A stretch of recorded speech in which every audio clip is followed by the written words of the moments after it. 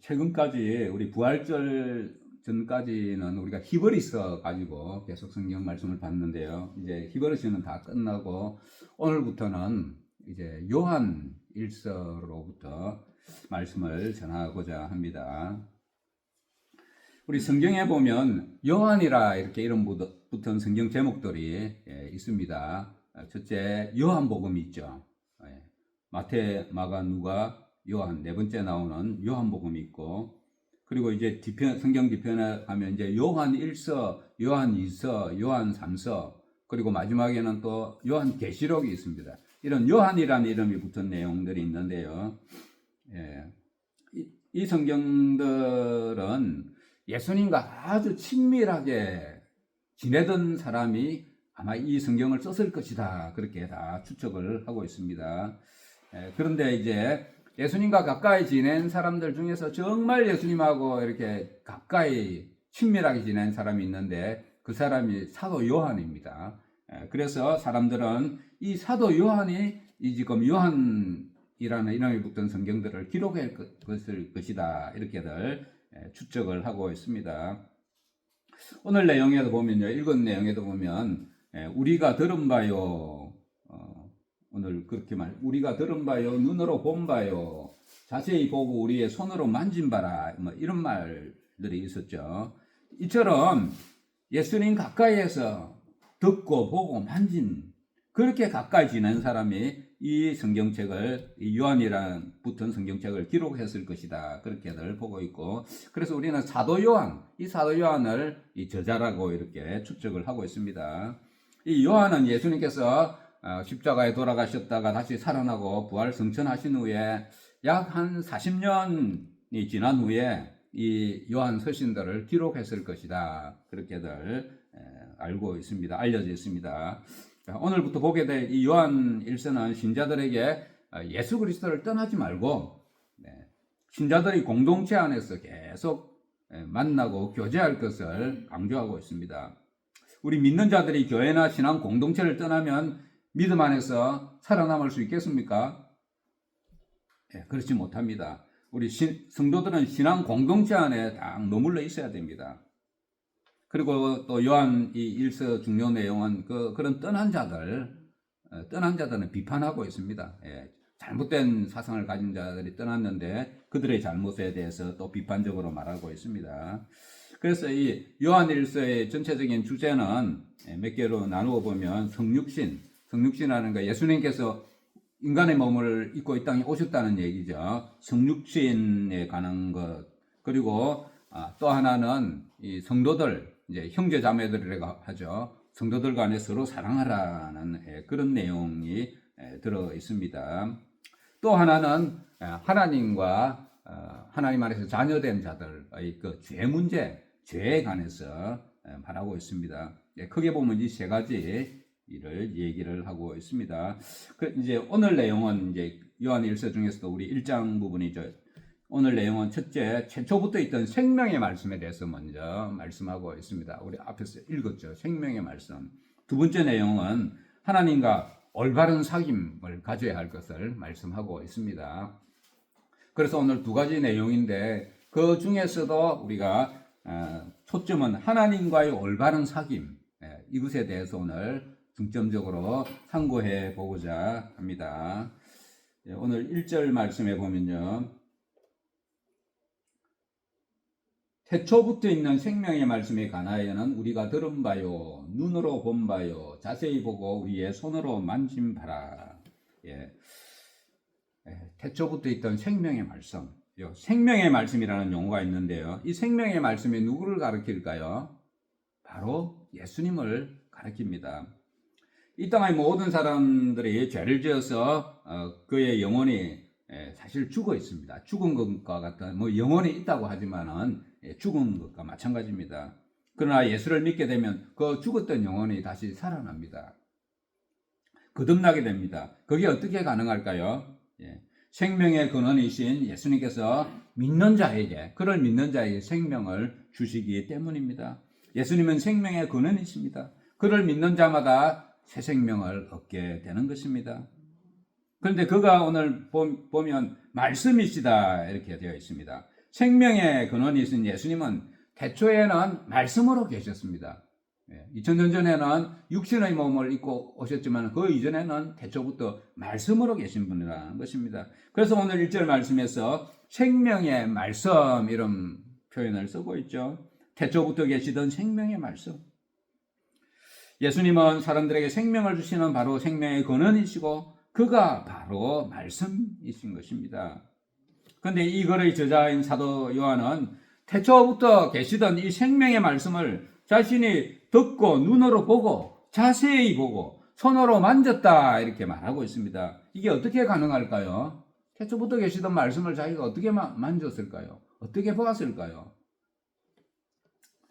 태초에 계시던 분을 사도 요한이 언제 보고 만졌을까요? 오늘 2절에서 설명을 하고 있습니다. 오늘 2절 말씀을 우리 2절 말씀을 함께 읽어보겠습니다. 시작. 이 생명이 나타나신 바 된지라 이 영원한 생명을 우리가 보았고 증언하여 너희에게 전하노니 이는 아버지와 함께 계시다가 우리에게 나타나신 바 된 이시니라.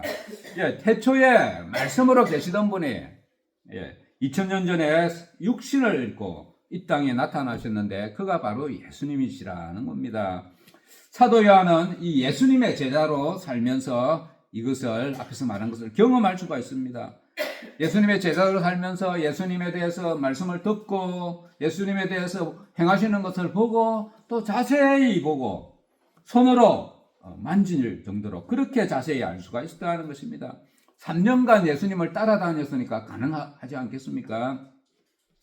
태초에 말씀으로 계시던 분이 계속 말씀으로만 계셨으면 요한이 그렇게 경험하지 못했을 것입니다. 그러나 그분이 말씀으로 계시던 분이 육신에 있고 이 땅에 오셨기 때문에 그렇게 될 수가 있었던 것입니다. 어떤 사람이 얼굴에 화장을 하고 막 머리를 완전히 색깔을 바꾸고 옷을 완전히 이렇게 바꾸어 입고 나오면 잘 못 알아보겠죠. 화장을 완전히 해놓으면 잘 모릅니다. 그러나 아무리 그렇게 꾸미고 해도 그 사람의 본질이 변할까요? 안 변할까요? 안 변하죠. 태초에 말씀으로 계시던 그분이 인간의 몸을 입고 이 땅에 오셨지만 그분은 본질적으로 같은 분이십니다. 말씀으로 계시던 분이나 인간으로 오신 살던 예수님이나 같은 분이라는 것입니다. 성도 여러분, 하나님이 어떤 분이신지 잘 아시죠? 하나님을 모르시면 누구를 보면 될까요? 예수님을 보면 됩니다. 예수님은 하나님의 아들이시지만 그가 또 하나님이시기 때문입니다. 성경에 기록된 예수님에 대한 내용, 그의 성품, 그가 하시는 일들을 잘 살펴보면 하나님이 어떤 분이신지를 알 수가 있습니다. 그래서 우리 요한복음 14장 8절에서 9절 말씀해 보면요. 예수님을 따라다니는 제자 중에 하나 빌립이라는 제자가 있었는데 예수님께 이러합니다. 예수님, 하나님 아버지 좀 보여주세요. 그럽니다. 예수님께. 그때 예수님이 뭐라고 했을까요? 대답하시기를 빌립아, 네가 이렇게 오래 나와 함께 있었거든. 네가 나를 알지 못하느냐 이렇게 하시면서 나를 본 자는 아버지를 보았느니라 이렇게 말씀하셨습니다. 예수님과 하나님 아버지는 본질적으로 같으신 분입니다. 그래서 인간으로 오신 예수님을 잘 살펴본 사람은 하나님을 알 수 있다는 것입니다. 하나님의 성품이 같은 분입니다. 아들과 같은 분이기 때문입니다. 오늘 1, 2절 말씀을 정리해 보면요. 태초에 말씀으로 계시던 그분이 바로 예수님이시기 때문에 예수님의 제자들은 태초부터 계시던 생명의 말씀을 듣고 보고 자세히 만져볼 수가 있었던 것입니다. 우리가 보고 들은 말을 너희에게로 전하면 너희로 우리와 사귐이 있게 하려 함이니. 우리의 사귐은 아버지와 그의 아들 예수 그리스도와 더불어 누림이라. 이 편지의 저자인 요한은 자기가 이렇게 편지를 써서 성도들에게 보내는 이유는 주 안에서 서로 사귀고자 좋은 사귐을 갖고자 쓴다고 말하고 있습니다. 사람들 간에 좋은 교제가 이루어지기 위해서는 서로 통하는 바가 있으면 좋은 교제가 이루어지죠. 사도 요한은 서신을 받는 자들에게 주 안에서 좋은 교제를 이루어가기 위해서 자신이 들은 말을 지금 전해노라, 편지로 전하노라, 이렇게 말을 하고 있습니다. 오늘 이 자리에 계신 우리 성도님들 한 10년 전만 해도 서로 잘 몰랐죠. 예. 그러나 외환교회에 와서 서로 사귀는 자들이 된 것입니다. 그러나 세상 사람들과 같은 그런 사귐이 아니고 주 안에서 교제하는 아름답고 특별한 사귐입니다. 하나님을 믿지 않는 사람들의 사귐과는 차원이 다릅니다. 우리는 만나면 예배하고 기도하고 함께 또 음식을 나누기도 하고 즐거워하기도 하지만 모두가 주 안에서 이루어지는 사귐입니다. 주 안에서 사귐이라는 것이 얼마나 귀한 것인지 모릅니다. 오늘 3절 말씀해 보면요, 우리의 사귐은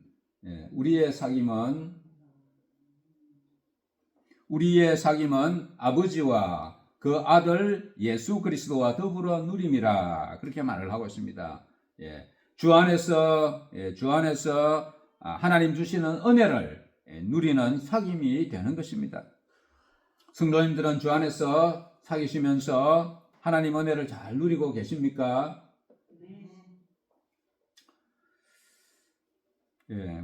우리가 이것을 써먼 우리의 기쁨이 충만하게 하려 함이라. 요한은 그가 편지를 쓰는 것은 앞에서는 서로 사귐이 있게 하려 함이라, 그렇게 말하고 있는데요. 또한 하나님 아버지와 예수 그리스도와 함께 누리기 위함이다, 이렇게 말을 하고 있습니다.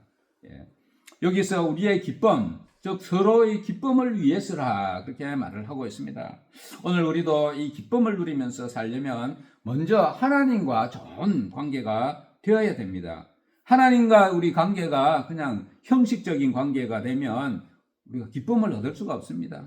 우리 예배드리고 기도하고 찬양하는 것이 귀하게 여겨지고 즐거워야 하는 것입니다. 하나님과의 관계뿐만 아니라 성도들 안에 또 좋은 관계 속에 있어야 우리가 기쁨이 있는 것입니다.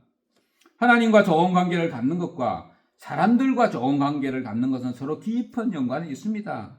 하나님과 좋은 관계를 가진 사람은 사람들과도 좋은 관계를 갖게 될 것이고, 반대로 성도들 간에 좋은 관계를 가지지 못하면 또 하나님과도 좋은 관계가 될 수가 없는 것입니다. 우리 각자가 먼저 하나님과 좋은 관계를 갖고 살아가고 또한 공동체 내에서 교제할 때 서로의 기쁨이 충만하게 될 줄로 믿습니다. 이제 사도 요한은 예수님으로부터 들은 바 중요한 내용을 전해주겠다, 지금 말하고 있습니다. 그가 예수님께 들은 중요한 내용은 오늘 5절 말씀에 있습니다.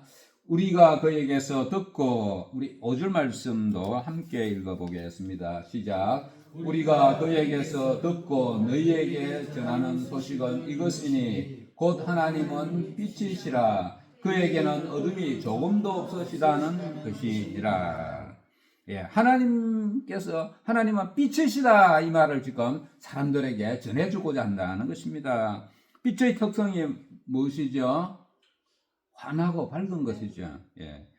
그리고 하나님은 빛은 빛인데 어둠이 조금도 없으시다 말하고 있습니다. 다른 말로 하면 하나님께는 죄악된 것이 조금도 없으시다는 말입니다.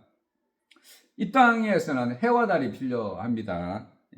그것들이 있어야 낮도 환하게 되고 우리 밤에도 밤길을 갈 수가 있죠. 달빛이 있어야 됩니다. 해와 달이 없으면 세상은 암흑천지가 될 것입니다. 그런데 천국에는 해와 달이 필요할까요? 필요 없을까요? 천국에는 해와 달이 필요 없습니다. 왜 그렇죠? 우리 계시록 22장 5절 말씀해 보면요, 다시 밤이 없겠고 등불과 햇빛이 쓸데없으니 이는 주 하나님이 그들에게 빛이심이라, 이렇게 기록되어 있습니다. 이 말씀으로 미뤄볼 때 하나님은 실제로 환한 분이시다는 것을 우리가 추측할 수가 있죠. 뿐만 아니라 어둠이 없으시고 죄악이 전혀 없으신 분입니다. 사람들은 아무리 좋은 사람이라도 사실은 단점이 있고 문제점이 있습니다. 주를 믿는 우리도 아직 죄를 짓기도 하고 불의를 행하기도 합니다. 그것이 이 땅에 사는 우리 성도들의 현실적인 모습입니다. 그러나 하나님은 우리와 차원이 다르신 분입니다. 불의나 죄가 조금도 없으신 분입니다. 어둠이 조금도 없으신 완전한 빛이 되십니다. 그런데 주를 믿는 사람들에게 죄에 대해서 어떤 태도를 취해야 되는가 이어서 말씀하고 있습니다. 오늘 6절 말씀해 보면요. 우리가 하나님과 사귐이 있다 하고 어둠에 행하면 거짓말을 하고 진리를 행하지 아니함이거니와. 우리가 하나님과 사귐이 있다 하면서, 다른 말로 하면 우리가 예수 믿고 주 안에서 산다고 하면서, 그 말이죠. 주를 믿는 자들은 죄에 대한 자세가 믿기 이전과는 달라야 된다는 것을 말하고 있습니다. 주를 믿는다고 하면서 계속 죄 짓는 일을 하고 살아가면 그 사람은 거짓말쟁이다, 이렇게 말을 하고 있습니다. 자신이 예수 믿는다는 것이 사실은 거짓말이라, 그 말이 됩니다. 그 당시에 이 영지주의라는 이런 철학이 있습니다. 영지주의자. 영지주의를 신앙하는 유대인들이 있었는데요. 이 영지주의는 사람에게는 영혼과 육이 있어서 이 둘은 서로 분리가 되어 있다, 그렇게 보는 자들이었습니다. 그런데 이 영은 선하고 인간의 육신은 악하다, 그렇게 보는 것입니다. 그래서 예수를 믿은 후에는 구원받게 되면 그의 생각은 다르지만은 육신은 또 습관대로 악한 상태로 남아있다. 예수를 믿어도 그렇게 된다는 것입니다. 영혼은 새 생명을 얻고 새롭게 되었으나 악한 육신은 원래 악한 것이니 그래서 죄를 지어도 상관없다, 이렇게 보는 겁니다. 육신은 악하기 때문에 영혼만 새롭게 되고 맑게 되면 되는 거지, 육신 그거는 악한 것이기 때문에 뭐 죄짓도록 내버려 두라, 이런 자들이 영지주의자들이었습니다. 그래서 죄 짓는 것을 대수롭지 않게 여겼습니다. 사도 요한이 편지를 보낼 당시에 교회 내에 이런 영지주의의 영향을 받은 사람들이 많이 있었던 것 같아요. 그래서 오늘 사도 요한이 죄에 대해서 얘기를 많이 하고 있습니다. 그때나 지금이나 예수 믿는다고 하면서도 죄 짓는 것에 대해서 별 문제의식이 없는 자들이 있습니다. 그러나 로마서 6장 15절 말씀해 보면요, 우리가 법 아래에 있지 아니하고 은혜 아래에 있으니 죄를 지으리요 그럴 수 없느니라, 이렇게 말하고 있습니다. 예수 믿고 뭐 죄 지어도 된다는 그런 사람이 있었다는 것입니다. 그래서 사도 요한도 그렇게 하죠. 그거 아니다, 이렇게 말을 합니다. 우리 성도들은 죄 짓는 일을 대수롭지 않게 생각하고 용납해서는 안 되는 것입니다. 예수 믿은 후에도 습관적으로 또는 스스로 합리화하면서 죄를 짓는 것은 가장 먼저는 자신을 속이는 것이다, 그렇게 말을 하고 있습니다. 뭐 이 정도는 괜찮겠지, 이거 별거 아니고 뭐 이 정도 죄 짓지 않는 사람이 어디 있겠어, 그리고 나중에 또 뭐 회개할 기회가 있겠지, 뭐 이렇게 생각하면서 죄에 대해서 쉽게 생각하고 합리화한다면 하나님의 법을 거스르고 말씀을 거스르고 거짓말하는 자가 된다는 것입니다. 우리 믿는 자들은 어둠을 물리치는 삶을 살아가야 합니다. 죄를 멀리하고 살아가야 한다는 것입니다. 그가 빛 가운데 계신 것 같이 우리도 빛 가운데 행하면 우리가 서로 사귐이 있고 그 아들 예수의 피가 우리를 모든 죄에서 깨끗하게 하실 것이요. 우리가 빛 가운데 행한다는 것은 성령의 인도하심을 따라서 죄를 멀리하고 살아가는 것을 말합니다. 이렇게 살아가는 사람은 먼저 하나님과 좋은 관계, 친밀한 관계를 맺게 됩니다. 시편에 보면요, 다윗의 시들이 많이 있죠. 그 시에 보면 다윗이 하나님과 얼마나 친밀하게 살아가고 있는지를 볼 수 있습니다. 다윗은 슬플 때 하나님께 말합니다. 하나님, 내 슬픕니다, 이렇게 말하죠. 기쁠 때는 기쁘다고 말하고 하나님께 아뢰고, 심지어 힘들고 괴로울 때는 하나님, 저 원수들, 내 원수 좀 갚아주세요, 이렇게 다윗이 말하기도 합니다. 다윗이 하나님과 대화하는 거 보면 어린아이가 하나님께 부모에게 신뢰를 가지고 대하는 것 같은 그런 느낌을 받기도 합니다. 하나님과 친밀한 관계일 때 가능한 것이죠. 하나님과 좋은 관계 속에 사는 자가 믿는 자들 가운데서도 서로 좋은 관계 속에서 살게 되는 것입니다. 그래서 오늘 말씀해 보면 우리가 서로 사귐이 있고 성도들끼리도 좋은 관계, 사귐이 있어야 한다는 것입니다. 주를 믿는 자들은 예수 그리스도의 대속의 그의 모든 죄가 깨끗함을 잊게 됩니다. 우리 인류의 시조인 아담으로부터 우리 물려받은 죄가 있습니다. 그건 무슨 죄라고 하죠? 원죄. 우리는 날 때부터 아담으로부터 그 죄의 속성을 물려받았습니다. 이 원죄는 물론이고 우리가 또 살면서 죄를 짓죠. 이 지연제들, 이 모든 것을 우리 예수 그리스도를 통하여서 깨끗함을 입게 되는 것입니다. 그 이유로 우리는 하나님을 닮아가기를 원하고 빛 가운데 살아가게 되는 것입니다. 근데 우리 믿는 자라고 하더라도 또 살아가면서 사실 알지 못하게 또 알게도 또 모르게도 죄를 짓게 되는 것입니다. 그러나 우리가 또 그렇게 짓는 죄는 고의로, 죄를 알면서 고의로 짓는 것과는 차원이 다릅니다. 8절 말씀을 우리 함께 읽어보겠습니다. 시작. 만일 우리가 죄가 없다고 말하면 스스로 속이고 진리가 우리 속에 있지 아니할 것이요. 이 세상에 죄가 없는 사람 아무도 없습니다. 자신은 회개할 것이 없다든지 죄가 없다든지 그런 말을 하는 자가 있다면 그것은 거짓입니다. 말이 안 됩니다. 이런 사람은, 자기 죄를 인정하지 않는 사람은 회개할 수가 없습니다. 회개라는 게 무엇입니까? 죄를 인정해야 회개가 되는 거 아닙니까? 자신이 죄가 없다고 만약 그런 사람이 있다면 사실 그 사람은 회개할 것이 더 많은 사람입니다. 자신의 죄를 인정하는 자라야 하나님과 교제할 수가 있는 것입니다. 자신의 죄를 인정하지 않는 자는 하나님과 교제할 수가 없고, 다른 말로 하면 하나님의 진리가 그 안에 거할 수가 없다는 것입니다. 어떤 이 집회에서 그 설교자가 청중을 향해서 성령 받아라, 이렇게 말하는 사람이 있다고 합니다. 그러나 그 사람이 성령 받아라고 해서 성령 받는 것이 아닙니다. 하나님 앞에서 자신의 죄를 인정하는 자에게, 예수 그리스도를 마음에 믿고 입술로 진정으로 고백하는 자에게 성령께서 자동적으로 임하여 주시는 것입니다. 그리고 하나님의 진리가 그 속에 있게 되는 것입니다. 만일 우리가 우리 죄를 자백하면 그는 미쁘시고 의로우사 우리 죄를 사하시며 우리를 모든 불의에서 깨끗하게 하실 것이요. 성도 여러분, 죄가 무엇일까요? 죄는 우리 인간 속에 있는 부패한 것, 완악한, 완고한 것 때문에 하나님께 불순종하는 것, 이게 죄입니다. 죄라는 것은 우리가 사람들 간에 우리가 다툰다고 해서 사람들 간에 있는 거, 이게 문제가 아니고 하나님 관계에 문제를 일으키는 것입니다. 하나님께 불순종, 즉 하나님의 말씀에 불순종하는 것이 죄가 되는 것입니다. 만약 누가 혈기를 잘 부린다고 한번 해볼 때 그 사람에게 어떤 사람에게 혈기를 부리는 것 같지만 사실은 하나님 말씀에 불순종하는 것이고 하나님께 죄를 짓는 것이 될 수 있습니다. 자기가 혈기 부린 사람에 가서 미안합니다 하며 사과하면 끝나는 것이 아니고 하나님께 먼저 진실되게 회개해야 하는 것입니다.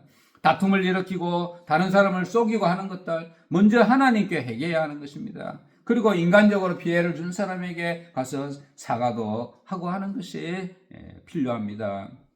그래서 자신의 죄를 자백하면 미쁘시고 의로우신 하나님께서는 그 자백을 기꺼이 받아주시고 그의 죄를 사하여 주신다 말씀하고 있습니다. 죄에 대한 자백은 우리가 언제 해야 될까요? 죄가 생각날 때마다 계속 해야 하는 것입니다. 죽는 날까지 죄가 생각나면 계속 자백해야 합니다. 예수 믿고 죄를 완전히 짓지 않으면 좋겠지만 인간은 죽는 그날까지 완전하지가 못합니다. 그래서 죄를 자백을 해가야 하는 것입니다. 근데 오늘 말씀해 보니까 죄를 자백해라 하는데 제가 생각 안 나면 어떻게 되죠? 제가 생각이 안 나면 그것은 염려하지 않아도 됩니다. 성령께서 그 사람의 죄가 생각날 수 있도록 해 주시는 것입니다. 중요한 것은 생각날 때마다 우리는 버티고 있으면 안 되고 대수롭지 않게 여기서는 안 되고 그 죄를 회개하고 자백해야 됩니다. 그러면 하나님께서 그 사람의 모든 불의에서 그의 죄를 모든 죄를 깨끗하게 해 주신다는 것입니다.